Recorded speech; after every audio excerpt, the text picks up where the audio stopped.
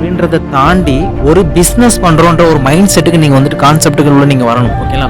நீங்கள் ஆடு வளர்ப்பு தொழிலை பண்ணுறவங்க நீங்கள் எல்லாருமே இப்போ நம்முடைய ஃபாலோவர்ஸ் நீங்கள் எல்லாருமே நீங்கள் என்னவா இருக்கணும் அப்படின்னா, எப்படி மைண்ட் செட் இருக்கணும் உங்களுக்கு அப்படின்னா, ஒரு ஒரு ஆடு வளர்க்குறாங்க அப்படின்னு சொல்லிட்டு நீங்கள் வந்துட்டு அதை பச்சையாக வந்துட்டு நீங்கள் பார்க்கக்கூடாது.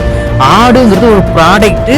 நீங்கள் ஒரு ப்ராடக்டை மேனுஃபேக்சரிங் பண்ணி அதாவது சேல் பண்ணுறீங்க அப்படின்ற ஒரு மைண்ட் செட்டில் வரணும். அப்படின்ற ஒரு பிஸ்னஸ் கான்செப்டுக்குள்ளே நீங்கள் வந்துட்டு வரணும். அப்போ தான் உங்களுக்கு வந்துட்டு என்ன தெரிய வரும் அப்படின்னா, இது ஒரு பொருளாகவே உங்களுக்கு தெரியும். இந்த பொருளை எப்படி தான் மார்க்கெட்டிங் பண்ணலான்ற ஒரு நாலேஜே உங்களுக்கு அப்போ தான் கிரியேட் ஆகும். இப்போ மற்றவங்களுக்கும் உங்களுக்கும் என்ன யூனிக் இருக்குது அப்படிங்கிறது, அந்த யூனிக் கான்செப்ட் வந்துட்டு உங்களுக்கு தெரியாமல் போயிடும். அந்த யூனிக்கான ஒரு விஷயம், தனித்தன்மையான ஒரு விஷயம் வந்துட்டு உங்களுக்கு தெரியாமல் போயிடும். அதுக்காக தான் நான் சொல்கிறேன், ஒவ்வொரு விஷயத்துமே பிஸ்னஸ் பர்பஸோடவே நீங்கள் வந்துட்டு பாருங்கள். இப்போ நீங்கள் ஆடு வளர்க்குறீங்க அப்படின்னா கூட, ஒரு ஆடு வளர்ப்பு அப்படிங்கிறது ஒரு பிஸ்னஸ் தான் நீங்கள்